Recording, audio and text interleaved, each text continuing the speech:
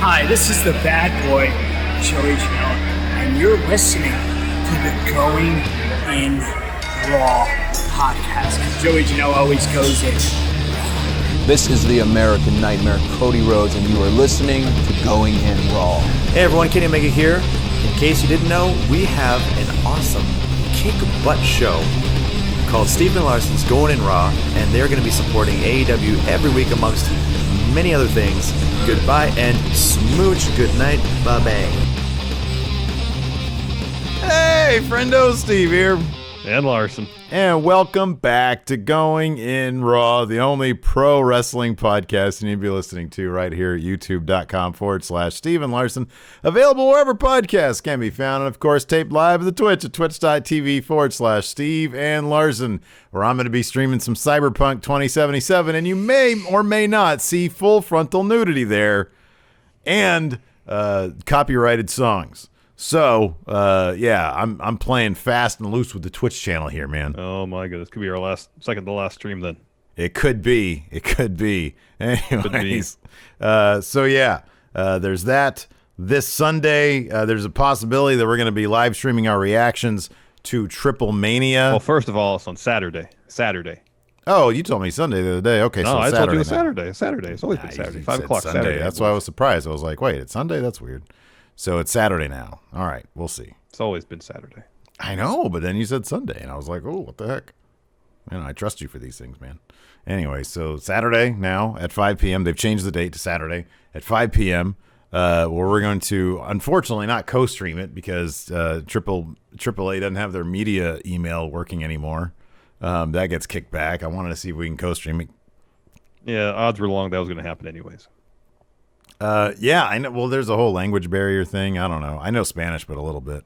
So, yeah, maybe join us for that if we're around. And then, yeah, Mr. Dope is going to have a New Year's Eve party on his Discord. So check that out. Hey, Folsom Joe here in chat says hyped for AAA, so we at least got one person who's excited about it. That's cool. No, that's good. I'm just not because we can't co-stream it. That bums me out We'll big time. make it work. Like, what the hell? Why would they just change everything just like that? We got a virtual landscape is constantly evolving. We got to go to their YouTube channel, see if there's anything on their YouTube channel that says yes, we permit. Oh, I doubt that. 100% doubt that. Anyways, there's an AEW night. I thought it was a really fun show. Oddly enough, the weakest part of the whole show was the Kenny Omega bit. Why didn't they just run what they did on Impact? I mean, because Don Callis virtually verbatim said what he said on Impact. I mean, to a degree, I understand because AEW's audience is larger than Impact's, despite Impact pulling in like their largest streaming audience, I would guess ever, but I don't have evidence to back that up. That's just what I'm guessing. So I get wanting to explain backstory, motivation, so on and so forth, but to do it in a virtually identical way he did on Impact, for those of us who tuned into Impact, it's kind of felt like a nothing segment. And then Kenny on Impact was promising some sort of announcement tonight. Rather than make any sort of announcement to advance the story, Don Callis interrupted him and just wanted to do the thing again. And I understand that, again, to a degree, that's the way to get heel heat. I don't know, it just felt like a throwaway 2-minute segment when you have the first time your new champion is spoken on your show to kind of make it feel kind of throwaway for those of us who actually watched Impact. That wasn't, to me, the biggest thing was I thought specifically said last night at Impact, he would have an announcement of some sort. Mm-hmm, mm-hmm. There was no announcement. I thought he was going to officially say. He teased it. He's like, I'm going to talk about, I don't know the exact words. I'll look in the notes, but he teased that he was going to do something, and Don Callis interrupted him. Yeah. I mean, he actually made more of a declaration last night, even if it was somewhat sort of, cryptic, when he talked about collecting stuff. He didn't outright say, I'm going to go around collecting titles, but he sort of made that insinuation. He said, hey, maybe I'll take the one here in Impact. You guys have a great champion here. They already have a relationship with NWA. It's not out of the realm of possibility to think that could be something. Aldis has had that title for a long time. He gave it up to Cody for a spell to get NWA some rub. I'm sure they'd love some more of that. So they could do that. I mean, I'm sure there's other promotions that would totally be down to work with them. Yeah, dude. I don't know. It was kind of, I was disappointed. And, look, I'll put it this way. I kind of feel like we're starting with like the low part of the show. I thought the rest of the show tonight was a lot of fun. Oh, tons of fun. I love the stuff with Sting and Cody. I thought that was great. Same. I thought all the matches were pretty solid. The Inner Circle Ultimatum thing was pretty fun. It's literally the only thing I had any sort of quibble with was the segment with their top champion. Otherwise, I thought the show across the board was a lot of fun. They advanced stories. Yeah. And the main event I thought was great. Just all around a really fun show. Yeah, same. Who is this here in our Twitch chat? Duckman 174 said, I get the feeling, and this is entirely possible, and it wouldn't shock me. He says, I get the feeling they were taken aback by the response to the Impact appearance. They aren't sure how to move forward yet. I wonder if that's a possibility, because the Impact thing, I mean, they were like number 4 trending like well into the night on Twitter, which is kind of a big deal. Yeah, massive deal. And if this is only supposed to be kind of like a very short-term thing, and based on the reception, it seems beneficial for all parties to make this a longer-term thing, but they're not sure exactly what to do with it. Combination of that plus giving AEW's audience who maybe didn't check out Impact an idea of the storyline aspects of things that they did explain on Impact. I get it. Just rephrase things. There's whole sentences that Don Callis rehash verbatim from Impact. You word for word. Yeah, totally. Yeah. So just mix it up a little bit. Yeah. Broken Wheelchair has a good point here. I've never seen New Japan, so I'm not familiar with Kenny before AEW. So I'm not familiar with his cleaner gimmick, but this whole angle to me has just been an excuse to take more shots at WWE. I don't necessarily agree with the second part of that, but the first part brings up a decent question. AEW, I believe, sort of, the all-in thing, the way they got their start, I would be shocked if most of the people who jumped on board early on didn't know much about New Japan. They brought a lot of New Japan audience with them, I believe. I don't have any evidence to back that up. It just makes sense. At this point, though, they've been around for over a year now. I do believe that they have added plenty of people who might not have seen New Japan stuff before. I wonder if more of an exposition, more explanation for his transformation, for who the cleaner really is. Obviously, they can't get footage from New Japan that we know of at this point. They're two different companies. But AEW is pretty good at those kind of documentary type things. It wouldn't, it probably wouldn't hurt to get a better understanding, because as he's just been presented, I'm not terribly impressed with the character stuff of Kenny Omega since he sort of made the switch to bad guy. Like, some of it has worked. The promos so far have not really worked great. I'm kind of surprised they're letting Don Callis take the lead on the promo aspect of things, because Kenny, as we saw as cleaner in New Japan, can deliver really good promos. Yeah, it's a different beast, though, isn't it? I mean, being live on American TV versus, because, I mean, his cleaner, there's a lot more of them now. You're on TV every week doing promos, where in New Japan, you're on like once a month, maybe closing out the show doing a promo. Yeah, there's a bit of a difference, and it doesn't shock, because Callis is really good on the mic. He is really good. Yeah. I'm not saying I'm surprised that Callis is talking at all. I'm just surprised that he is taking the lead on a lot of the, granted, small sample size. It's two appearances. But, I can't remember where the report came from, but something about Don Callis, maybe coming aboard at AEW to be Kenny's manager, if you will. Yeah. If they're laying the groundwork for that. That's one aspect this is me personally, I really like. I think Callis is much better than Kenny on the mic. And I think they have kind of that same chemistry that we used to get with when Heyman and Punk were teamed up together. Two guys who go back a long way. And it's always kind of fun. Kenny only gets the benefit from that. Sorry, go ahead. No, I think it can be fun, given if the chemistry's right. When someone who doesn't need someone to do the talking for them has someone that can do the talking for them. Sure, yeah. And Heyman and Punk is a good example. Obviously, Punk doesn't need anybody to do the talking for him, but the fact that he had Heyman to play off of for that stretch was pretty awesome. Yeah. The other high point of the show, you sort of mentioned it, was there was a couple. There were a couple of storylines moving along. The Sting stuff was great. The Sting stuff I thought was really, really strong. I think the thing that just most stands out is just how happy he is to be in the spiritual successor to WCW. I mean, he was the franchise of that promotion, and he made a point not to go to WWE for a very long time. And then finally, when he did, they used him to job out to Triple H. Wasn't a good time for him there, as he's sort of mentioned, in the recently. For him to talk up Tony the way he did, Tony Schiavone the way he did, Cody seemed, I don't want to say starstruck because I don't think Cody gets that way, but Cody obviously was very happy to have Sting there as well. It was a really cool segment. It was, and I actually really appreciate how dismissive Sting was of Cody. Mm-hmm. Yeah. It's like, he literally said, "I'm not here for you." Yeah. Which I thought was great. Yeah. And obviously, because Cody says, "I've been waiting a very long time to be in the ring with you, Sting." Mm-hmm. And for Sting to respond with, "I'm not here for you. I'll see you around, kid." Mm-hmm. I mean, that's got to be a sucker punch for Cody. Yeah, I know. I love that. I think that's finally a year into AEW's run. I actually have some sort of sympathy for Cody Rhodes. Yeah.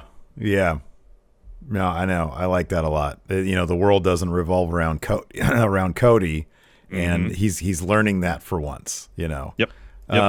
The bit where Dark Order was trying to recruit Dustin to be 7, that cracked me up. That was pretty damn funny. That was a pretty great throwback. Funny. That was pretty awesome. I love Tony's response. He's like, he doesn't want to be that number. That was very clever. That was a very clever shout out to his past. I thought the stuff with Shaq was good. Wasn't when he was 7, wasn't that when he did that like weird shoot style promo thing where he said, "I'm sick of being this"? Yeah, when everything Vince Russo had for people in WCW at the time was shoot style promos. Yep. They sort of lose their effectiveness when everybody's doing it. Yep. I think that gimmick lasted a week or two. Wasn't it like a week or two? Yeah, it was not very long. It did not last very long. I thought the Shaq stuff was pretty fun. Mm-hmm. Yeah. Yeah, the Shaq stuff was short and sweet. Let's just go ahead because we're going to hit everything we start talking about it. It started off with the Young Bucks versus the Hybrid 2. Before the match, we had a Young Bucks interview where they basically say we haven't seen or heard from Kenny in weeks, but we have his back. But yeah, no, this is a really fun match. You get the Young Bucks, you get TH2 together. This is a lot of fun, and they do sometimes. I guess the easiest way to start new stories is simply by having it'll be interesting when fans come back and it's not the wrestlers sitting in the front row. Oh, I know. How many stories got started with people being thrown to people sitting ringside? How are they going to kick off stories if the wrestlers aren't there to be thrown into? Well, I'll say this, even before the empty arena era, if you will, Dynamite would occasionally have a couple seats reserved ringside for wrestlers, and people would be thrown into them then. Yeah, or they'd go to the concourse and accidentally run into people. Yeah. Backstage. Yeah, that's not going to stop them from that. No. So that happened twice during this match. Once with the Acclaim. And is it the Acclaimed or the Acclaim? The Acclaimed. Acclaim. Oh, so okay. And then again with it was the 10 versus Dustin match, was it, with Aaron Solo, when 10 pump kicked Aaron Solo when he was in the crowd? Yeah. I thought there was a second thing in this particular match, but maybe I'm just putting them together. I think you're right about that. But anyways, the Young Bucks won this. So if the TH2 had won this, they were going to get a title shot, but they didn't even get that far because the Young Bucks ended up winning this with a BTE trigger on Angelico. It was a really fun match, though. It was a really fun match. Yeah. Really then fun. After the match, the Acclaim attack the Young Bucks. SCU come down to make the save. Yep. Step about for next week. After that, we had an MJF promo. He's tired of Orange Cassidy, wrestlers like him making a mockery of the business. He's going to retain his Diamond Dozen Dynamite dozen. Diamond ring. Whatever it is. After that, we had a Darby Allin video package. He's with a psychiatrist, I guess. Hey, I like this. This was good. A Rorschach test. He did something. Instead of just sort of like mopey music and cars on fire, I kind of dug this. Yeah. So the psychiatrist holding up pictures. It's like, what do you see here? And it's all members of Team Taz. The final one is the image of the penultimate one is someone flexing like this. He sees Brian Cage and he challenges Brian Cage to a TNT title match. Says, the Brian Cage isn't someone I've been dealing with just for the last few months. It's the type of person I've been dealing with for the last 27 years. And so he declares Brian Cage number one contender for the TNT title. And then the last image the psychiatrist holds up is obviously Sting. And I thought Darby's reaction to this was great. He just kind of smirks. It actually looked like, and I don't think it was for a second, but the reaction seemed very natural, as if somebody put that in there and didn't tell him it was in there, because he sort of smirked and looked down. I thought that was a really nice little touch. I thought this was a quality, a really good twist on his usual thing that he does. Yeah, it was good. All right, before we continue, here's a word from the sponsor of today's show, forhims.com. Hey, Larson. Yeah? Let me ask you something. Is that hairline of yours moving backwards? Because before you answer that question, 66% of men start losing their hair by the age of 35, but Steve is here to tell you that the best time to prevent even more hair loss is to do something about it right now. And why try odd solutions, or worse yet, do nothing at all when you can turn to science to treat your hair loss? Yes, thanks to the wonders of science. Hair loss can be optional. Hims helps guys be the best version of themselves with FDA-approved products to treat hair loss. That's right. Hims connects you with licensed medical professionals online.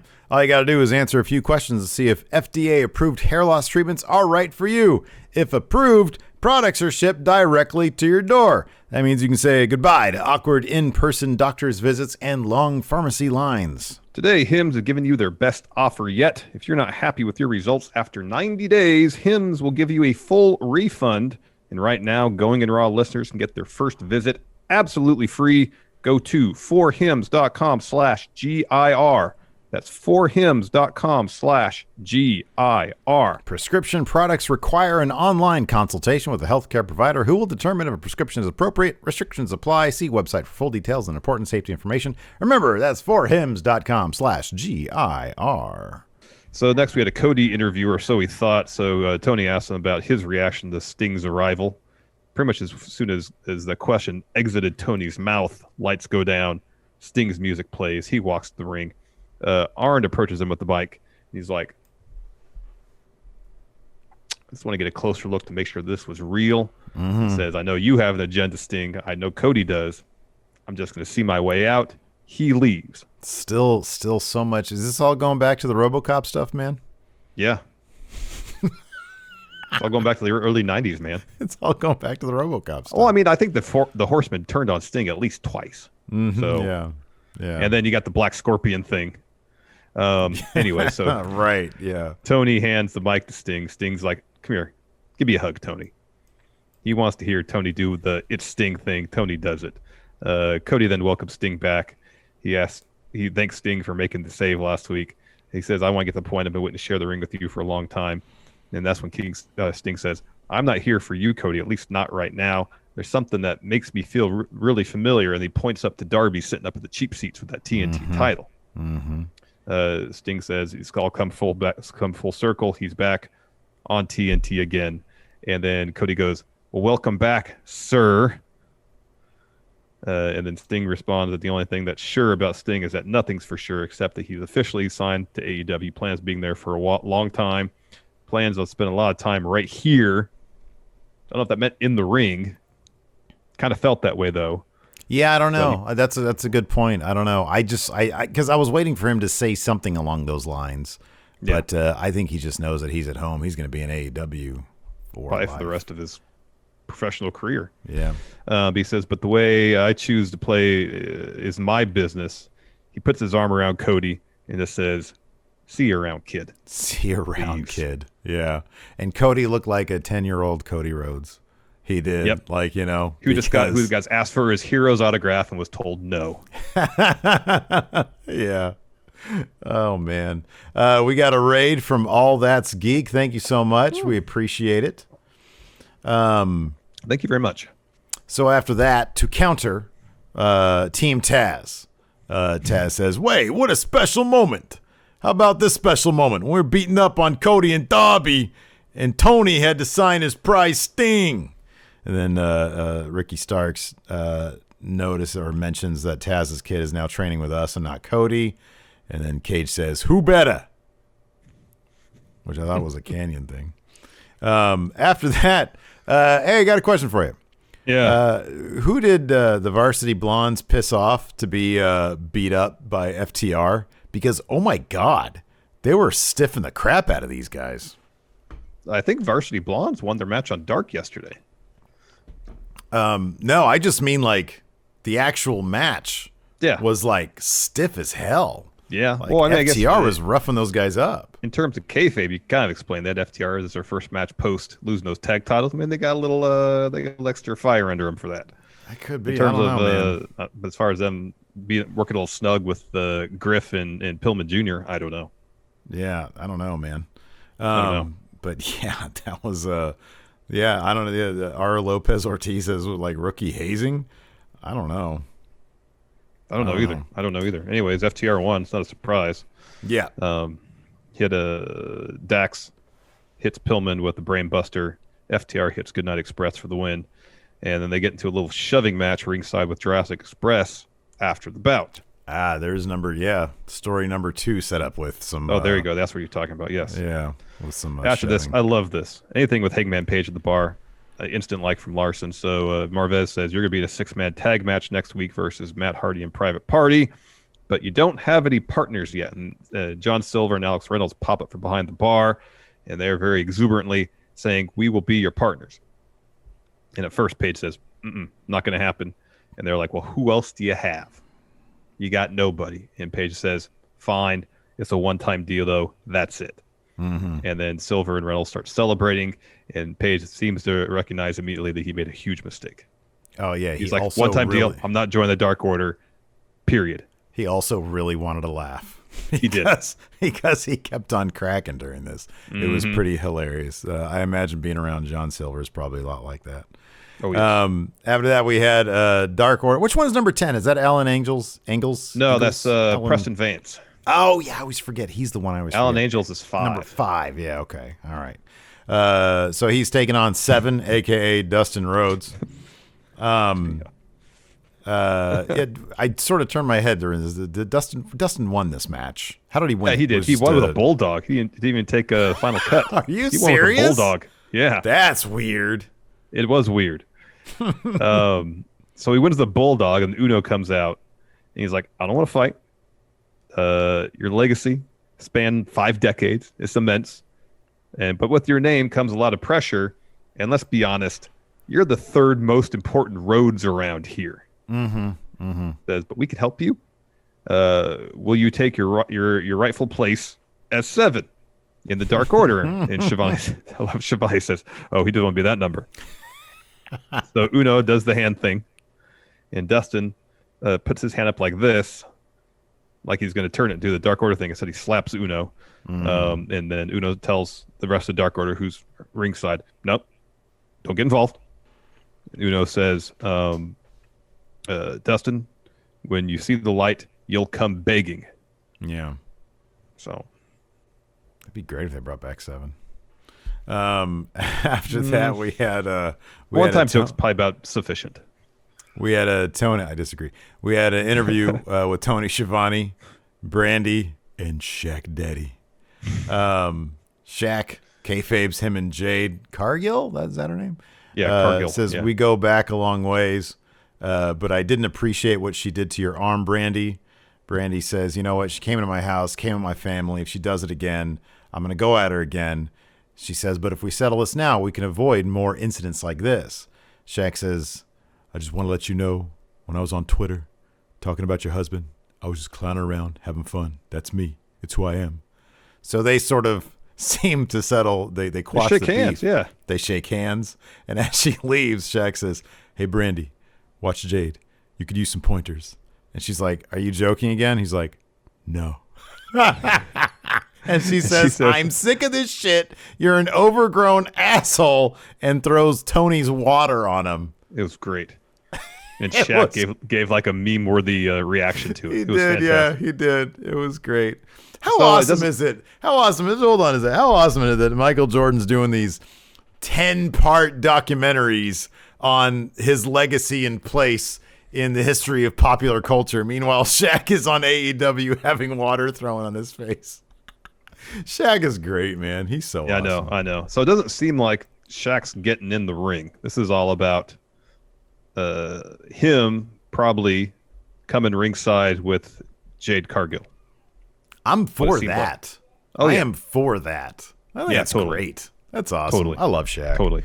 Oh, Shaq's great. Everything I've always heard about him, like behind the scenes, super nice guy. Like we know a guy who has worked with him a little bit. Super cool guy. Mm-hmm. Mm-hmm. After that, we had the Inner Circle Ultimatum. Jericho, they all come out. He says, listen, we all have grievances. Hager doesn't like Wardlow, vice versa. Ortiz thinks we're all assholes. MJF steps in. Santana didn't even bother showing up for work. Yeah, right. Yeah. Sammy obviously hates MJF. MJF says, listen, I love everybody here, but I also understand. I've seen what people are talking about. I could be the issue here. People think on social media, I want to break this group up. I want to take it over. He says, no, I chose to join this group. I wanted to join this group to become part of the greatest faction in wrestling. I wanted bonds, a band of brothers. He says, Sammy, I love you. And Sammy says, shut up, man. Enough of this. Screw you. And Jericho says, Max, we all saw what you did last week when you came down with the towel. Ortiz interrupts and says, listen, Wardlow and MJF, you two are great talents. As human beings, you suck. Wardlow, you're great. Don't stop being you. Max, he says, you're growing on me. Like a fungus, but still, you're growing on me. And I love this because there's development here. There's character development, man, and it's happening over time, and that's just great stuff. So then he turns to Sammy, and this is a great bit here. He says, shake his hand. He says, I get it, but Chris chose it, but in life, you don't always get to choose the hand you're dealt.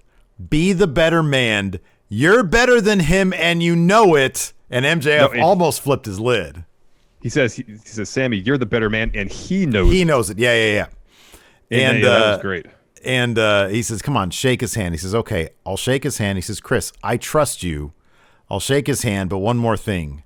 If anything else happens, one more thing happens, I will quit the Inner Circle. He is totally quitting the Inner Circle, by the way. He's 100% quitting the Inner Circle. So I actually half expected them to jump Sammy tonight, to be honest with you. Yeah, I know. So MJF and Sammy shake hands, and Jericho's like, this is huge. I appreciate everybody airing their grievances. Seems like everything's cool. And then Hager pipes up. He never talks. And he's all, why does Wardlow keep staring at me? Wardlow's like, what? You've been staring at me since I got to the company. And they go back and forth about staring at each other. And then Jericho has an idea. It's like, hey, let's all agree to stop staring at each other. And Hager goes, yeah, I could do that if I wanted to. I could stop at any time. I could do that. Yeah. It was great. Anyways, they agree to stop staring. Jericho says the Inner Circle needs to continue to build and dominate. Time to agree to the future. And MJF interrupts. Talks about beating Cassidy in the main event. And Jericho stops and says, Max, you're ruining it. You're ruining this whole thing. So he says, everybody put it in. So they all put in their middle fingers. And then Jericho shouts, Inner Circle for life, baby. Yeah, Ryan Supernova here in chat says Wardlow isn't so bad on the mic. I know, he's very natural. He's like, when he doesn't need to do a 15-minute long promo, but when he talks, it sounds natural. I even thought Hager was good here. I know, sometimes less is more. When he's not shouting about the Rolling Stones, maybe he's okay. So can you imagine, like, if he probably got that script, man. He's probably like, what the hell is the Rolling Stones? What do you want me to do? Anyways, I missed this entire FTR Tully interview. Okay. What was this? This was pretty quick. Yeah. So Cash just takes the responsibility for losing those tag titles. He tried to do a high flying thing, cost the match. And Tully says, well, you can't do that because I wasn't there. You can't take all the responsibility.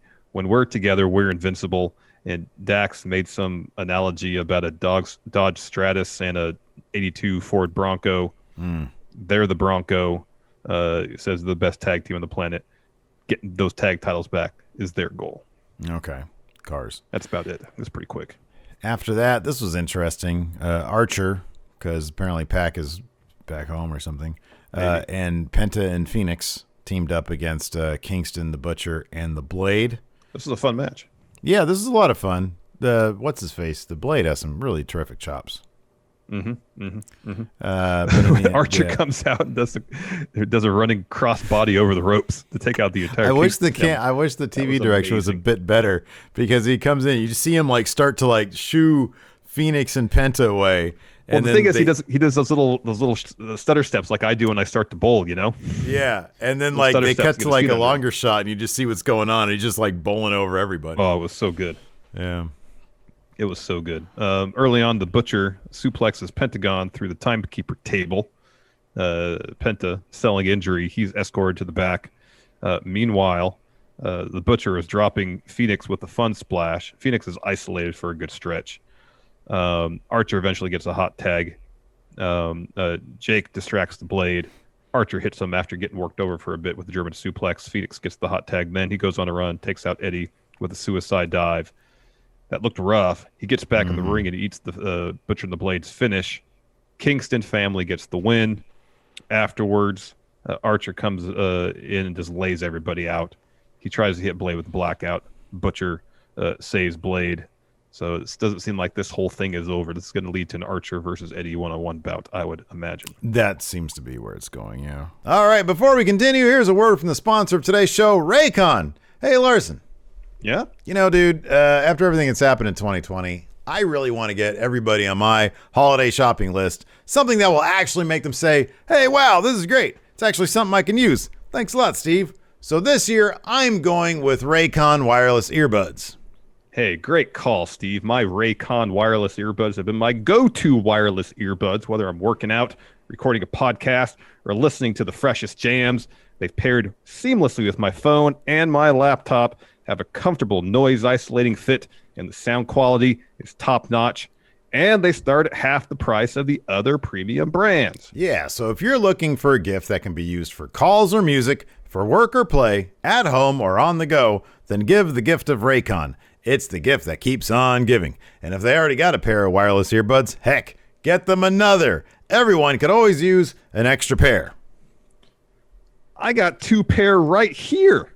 Really? Right here, Steve. Yeah. You got 2 pairs? And I have 2 pairs. And right now, Raycon's being generous for the holidays. So on top of their everyday great prices, they're offering Going In Raw listeners 15% off right now. Go to buyraycon.com/raw today to get 15% off your Raycon order. That's buyraycon.com/raw. Buyraycon.com/raw. Did you take one of my sets? Because I can't find mine anywhere. These are both mine. Hold on a second. These are both mine. Does one of those say Steve on it? I wrote my name on it in silver Sharpie. What's that? It says it right there. I mean, this one has something scratched out on it, but it definitely doesn't say Raycons. your name on there. I'm pretty sure you took my Raycons. No, these are both mine. Whatever. Let's get back to the show. After that, Nyla Rose and Jade Cargill attack. They're attacking Red Velvet backstage. Some faces come in to help, and then some more Serena heels and come Swole in. do, yeah. Yeah, and then Ivelisse and Diamante come to It's pile pretty quickly on. broken up, too. Yeah. After that, we had more women's division action with Abadon and Tesha Price. This is a pretty quick match. Something that kind of is, I've noticed. You've probably noticed it too.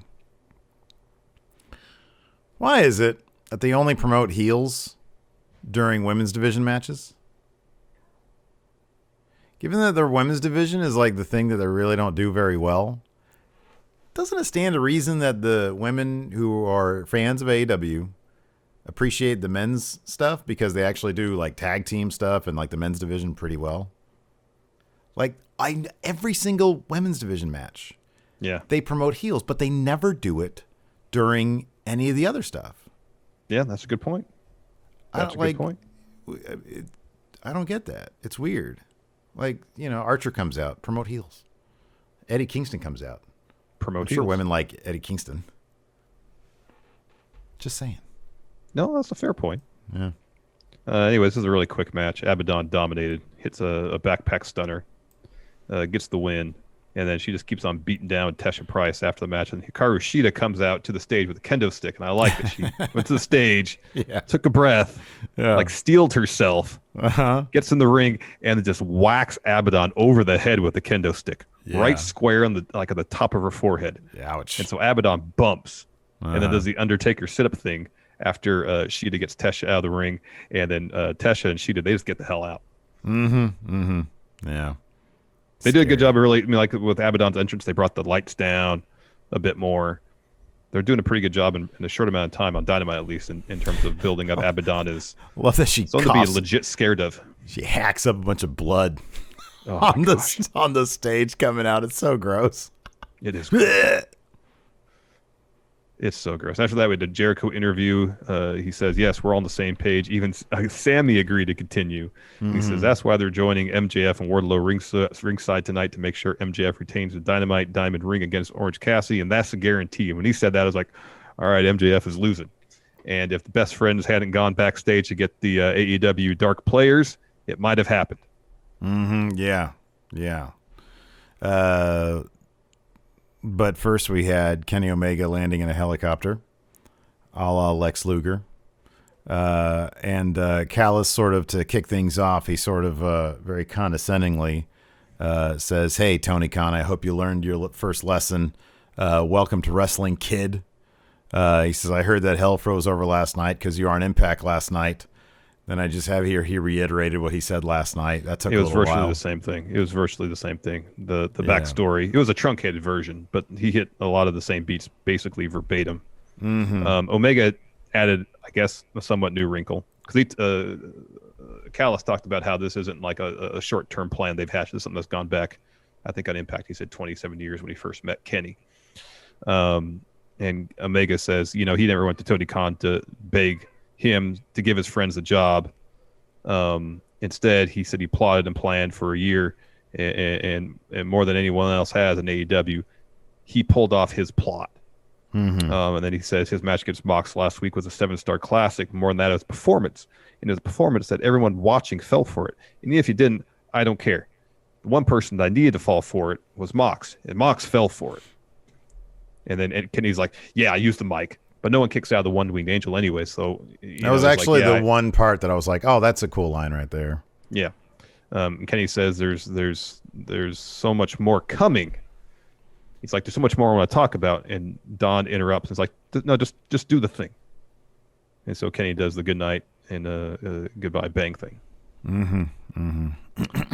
Announced for next week, we get Cody versus Angelico. We get Hangman Page and the Dark Order taking on Hardy Party, Matt Hardy and Private Party, the Acclaim versus SCU. We get Serena Deeb and Swole versus Ivelisse and Diamante. And they also announced the holiday schedule. So on December 23rd, it's Christmas Bash or something like that. And then there's a 2-night New Year's edition.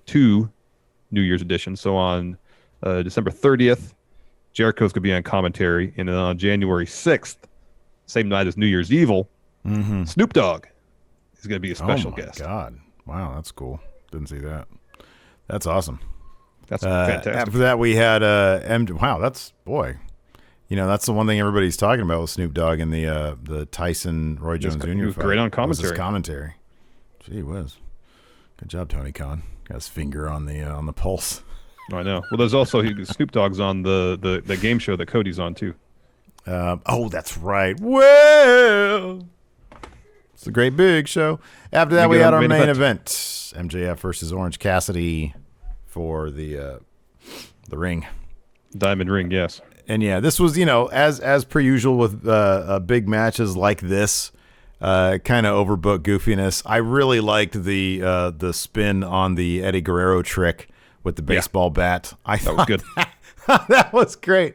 So there's a bit where MJF, he's got Floyd, the bat, and he throws it to the ref is distracted by a brawl going on the outside.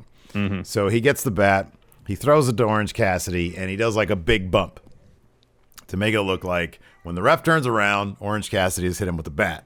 The ref doesn't turn around because he's so distracted. So Orange Cassidy just sort of stands there, puts his hands in his pocket, gives him or throws the bat to him. No, I think the bat's just on the ground, and he does a bump. Yeah, MJF picks it back up. Orange Cassidy does a bump. The ref sees that, but he doesn't throw out the match or anything like that. He just takes the bat from MJF. Yeah, exactly, and that allows Orange Cassidy to get probably the beach break. I think. Yeah, that was the beach break part.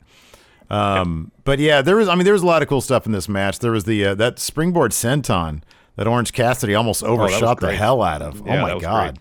That looked like it might have been hurt. What is like the story being told me that MJF likes to work the arm anyways, because that's his finish, is that Fujiwara armbar, and early on Orange Cassidy ends up Orange punching the ring post, and MJF going after that hand and that arm was great. Some of the stuff he was doing to work the arm was fantastic, and Orange did a pretty good job of selling that his arm was compromised. One point, so of course the entire inner circle comes down with MJF for the bout. At one point, Best Friends goes backstage, comes back with Varsity Blondes, Brandon Cutler, Top Flight to kind of even the odds. And then towards the end, there's as you mentioned, a huge brawl that breaks out ringside that leads to the bat spot. And then after that, MJF's punching Cassidy's hand, snaps his fingers. Cassidy hits him with the orange punch, gets a 2. Cassidy hits another orange punch, but too close to the ropes. Wardlow puts MJF's foot on the ropes. A huge, massive brawl breaks out. Miro does the thing where he sprints down the stage, leaps over the ropes, lays out Orange with the clothesline. MJF just turned over, covers him for the win. Best Friends go after Miro and Kip. Security comes out and breaks it up. And Miro proceeds to lay out basically all the security guards. He lawn darts one guy off the stage, basically. Yeah. Bunch of clotheslines. The show ends with him and Kip posing on stage.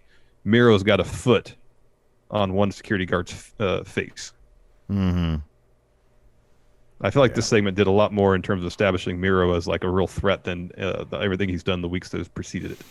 Yeah, he looked good. Yeah, he's looked good for a couple weeks now. Now they just need to do something with the storyline so it's actually consistent instead of him worrying about video games and such. Yeah, keep him away from the video game stuff. That would be my suggestion. All right, so let's go ahead and answer some questions. I have a Patreon thread up here. Funny side note, as we were talking about Snoop Dogg, according to everybody in chat, WWE has removed the Undertaker Snoop Dogg shirt. There is no more Undertaker Snoop Dogg shirt. That didn't take long. No, Wow. I don't know if that was a thing for tonight. Maybe it was a limited release as it was. I don't know. Who knows? Let's see here. David Matushek. If AEW does indeed buy Impact, would you hold a moratorium? You mean like a memorial? I think he means a memorial. No, I don't think so. No, I'll just be happy I got my Impact Wrestling shirt when I did. It'll be a real collector's item then. I like that Snoop Dogg Undertaker shirt. Yeah, our Lopez Ortiz loved the idea of Cody being upset that his favorite wrestler ever showed up to AEW for someone else. Mm-hmm. It's gotta be heartbreaking for Cody. I don't know. He still seemed really tickled when Sting said, "See you around, kid." He still seemed really tickled. I think it was more like his favorite wrestler didn't deny him an autograph. It's as if his favorite wrestler gave him an autograph, which is still something that a little kid would love. He seemed tickled. I kind of felt like he was tickled that Sting took that tack with him, but it still hurt him. He got big dogged, of course. He did.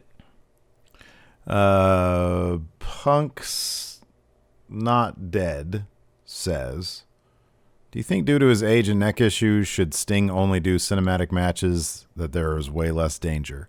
It's not up to me to decide. I'm sure that they are going to take the appropriate medical precautions, although that hasn't really been the case before. I hope they take an overabundance of caution. Maybe the Matt Hardy, Doc Samson stuff was a good wake-up call in advance of Sting showing up. Hope so. We got a new sub from, I'm sorry if I get the name wrong. I think it's Koipo? KUUIPO 12007. Thank you very much. Apologies if I get the name wrong. Thank you for the sub. Thank you for the sub. Let's see here. Thomas Dunnigan. Oh, this is a good little Easter egg here. Don Callis said his plan with Kenny Omega began 27 years ago, Darby Allin said his feud with Brian Cage essentially began 27 years ago because he's been dealing with people like that his entire life. He said, how many more storylines will use the 27 years timeline? That's probably just a coincidence, but... So did AEW really was birthed 1983? AEW? Well, sorry. I mean, like, that's 27 years ago is 1983. Wasn't the first Starrcade in 1983? Wait, 27 years ago? Yeah, 27 years ago in 1983. Or 1993. Sorry, 1993. Yeah, 93, yeah. Sorry. We're old, man. We're old. Yeah, I know. No, I think Darby was talking about how old he is. Isn't he? No, is he I 27? understand all that. I understand all that. I'm saying if you want to do some grand conspiracy about what the number 27 means. Oh. Yeah, I don't know. I just thought that maybe he meant that like Don Callis and Kenny and Darby have something weird. I don't know. That is, I mean, it's just a coincidence, but yeah, I think so. With AEW, I don't think that anything's a coincidence anymore, man. They've been really good at that kind of stuff, you know? They have been. Yeah, maybe they'll do some weird, I don't know. Something with the Galactic Federation, maybe? Maybe they showed up 27 years ago. That could be in 1993. Nielsen, since Cage has mentioned Canyon and Mysterio were his favorite wrestlers. That yeah, who better than Canyon? And I remember Mysterio saying that a lot, too. Dero Hayes, do you think Sting will win a championship? And if so, which one or both? No, he's not going to win a championship. Dude, that TNT title seems like it has Sting written all over it. Maybe. TNT yeah, I guess so, to a degree. Man. TNT title for Sting. Flat's best friendos ran and got help when outnumbered. What other really plot hole wrestling trope would you like to see AEW get rid of? Wait, what was the trope? I'm sorry. That you're outnumbered and you go and get backup.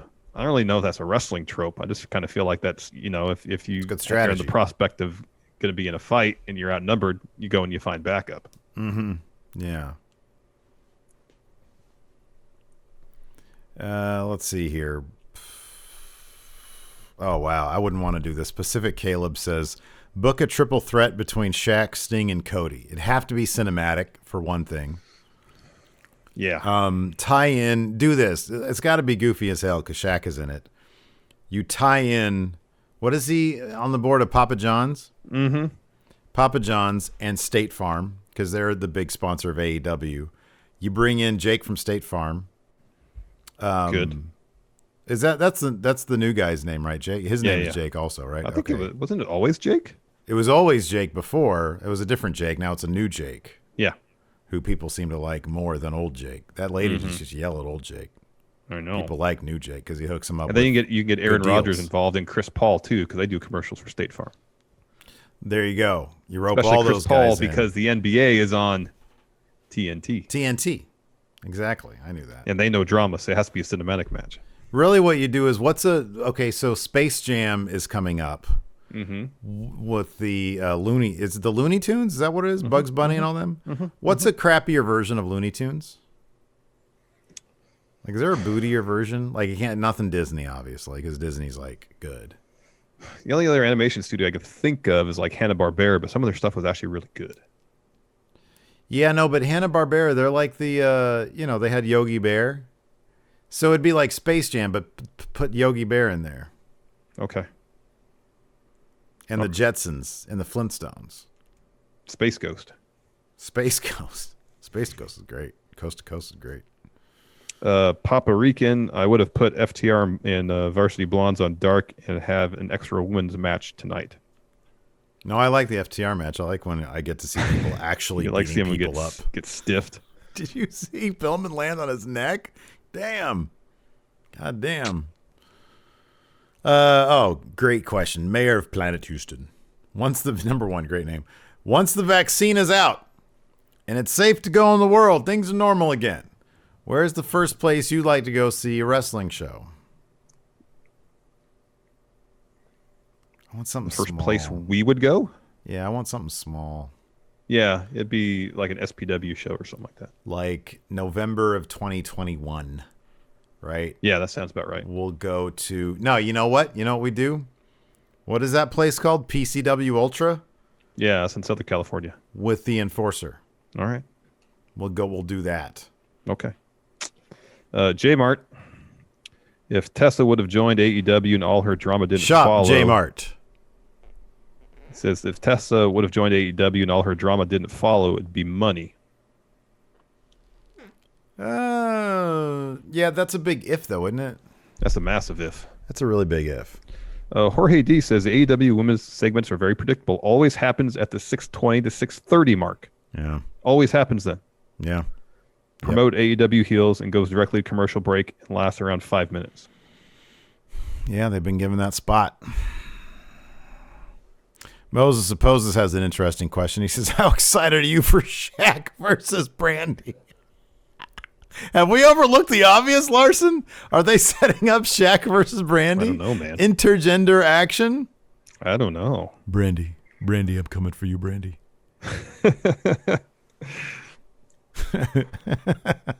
Dangum Q with Snoop Dogg.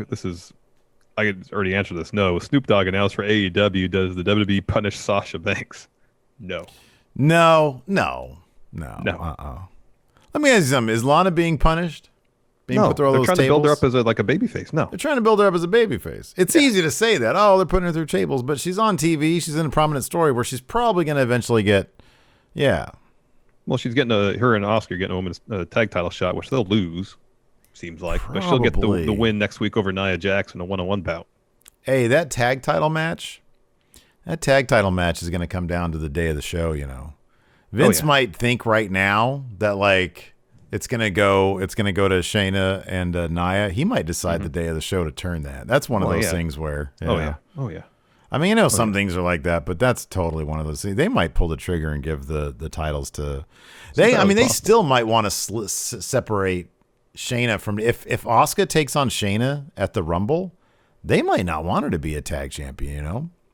Yeah. I don't know. Dark Shadow Zake. So Blood and Guts might be Sting, Darby, and Cody versus Team Taz.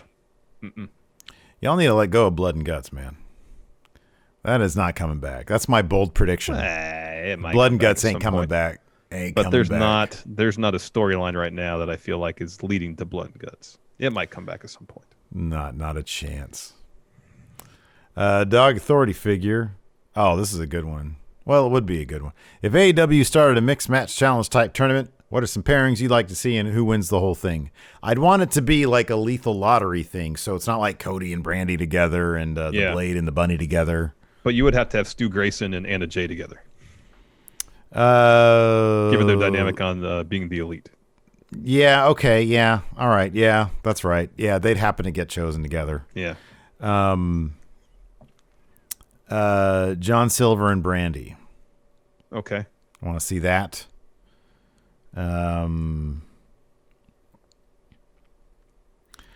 get the feeling that Miro could have a lot of fun with Hikaru Shida.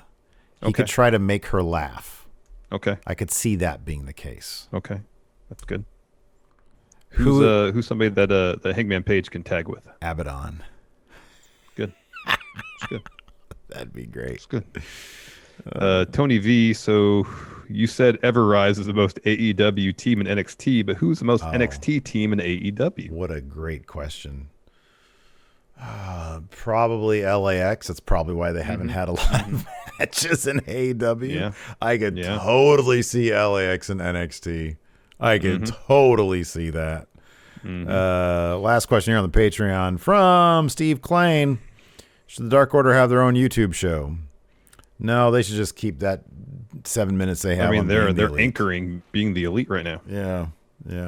Adrian C. Are we supposed to forget that Shida pulled Nyla Rose up on an attempted pin back at Full Gear? Was she supposed to turn heel? Is that over, or did they not know where they were going with that? I always thought that was kind of an odd thing. Yeah. I mean, especially given that I don't know. I think that maybe she just wanted to add a little bit of something else to her character during that particular match, you know? Yeah. Some hubris, some arrogance. Yeah, a little bit. Jorge D, besides the obvious people like Moose and Motor City Machine Guns, who from Impact would you want to see on AEW? Confused Cowboy? Oh, yeah, man. give me a Joe Doring versus a Hangman Page match. On Power Rank this week, I had literally like 20 suggestions. I don't know if it's 20. It's maybe around 10. Maybe about 10. Who, me? I have the slips. Let me see. Oh, you have? Was it 20? Count them up. Hold on, I threw them away. Let me dig through my garbage. All right. Dex Guns asked, if Brandi Lee didn't return to AEW, do you think the Dark Order will still be popular? Yeah, because John Silver's still in it. Yeah, but I don't know. That's a good question, actually. John Silver's great, but I think they probably would have had their breakout moments. Where's all my damn This is a good question from I'm Just Trying to Do Something. So Adam Page is going to be on a long road back towards Kenny. What pay-per-view would it finally happen at? Should be at All Out. They weren't even in my garbage. They were sitting right next to me. No. I feel like it should be All Out. That's when they broke up. That's when they lost the tag titles. That's when Kenny allowed Page to fall on his face. So in about 9 months' time. Wait, what was the question? When should Page beat Kenny for that title? November. I'm saying All Out. November of 2021. When's All Out? August of 2021? Or September, Labor Day weekend. September. Oh, that's right. Yeah, it's early September. Yeah, there'll be fans then. Gareth asked, will Kenny show up at Triple Mania this weekend? I mean, he's scheduled. Yeah, he has to. Yeah. Patrick Oliva, is Penta supposed to be on the card this weekend? It's being reported he is legit hurt. I believe he and Fenix had a match at Triple Mania. I didn't know anything about him actually being. I just figured that was a work.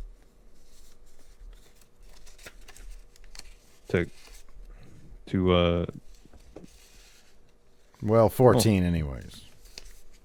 I had 14. Oh my goodness. Anyways, got any more? So are you trying to get the Penta yeah, stuff? reference. Apparently, bodyslam.net is saying that Pentagon suffered a leg injury while training a few weeks ago, and that spot was designed to keep him out of action. You see the Pentagon action figure? Holy crap, it looks great. Yeah, it looks great. All His the tongue AEW sticking ones are out. fantastic. Yeah. Ryan Supernova, Kenny and Mox definitely have a rematch, right? When will it take place? What's the next pay-per-view? Revolution? Then. They don't do rematches. I'm going to say no, they're not going to have a rematch. Given how Mox lost, I would not be surprised. I think they're trying to frame this as like this massive screw job. Yeah, they are framing it that way. I get the feeling Mox will come back with a head full of steam, trying to get back at Kenny, and then he'll get sidetracked somehow, some way. I think that's what's going to happen. Yeah. It's going to be a huge enough name to make it seem like, well, okay, maybe Mox would get sidetracked by this individual. Yeah, Miro. Like if Kenta shows up, that makes sense. Well, that's going to happen. But in if it's Lance Archer for the 5th time, I'm not really going to buy that. I love Lance Archer. I think he's great. What do you got against Lance Archer?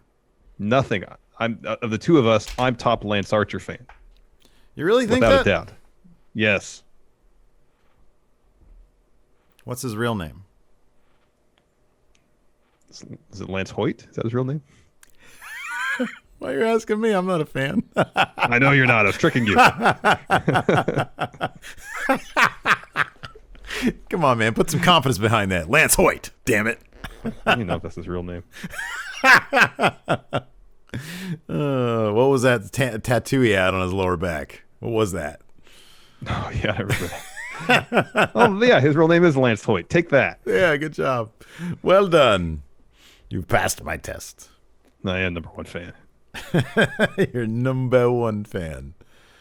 Oh, man. Jorge D mentions there's a 14-man tag match set for next week.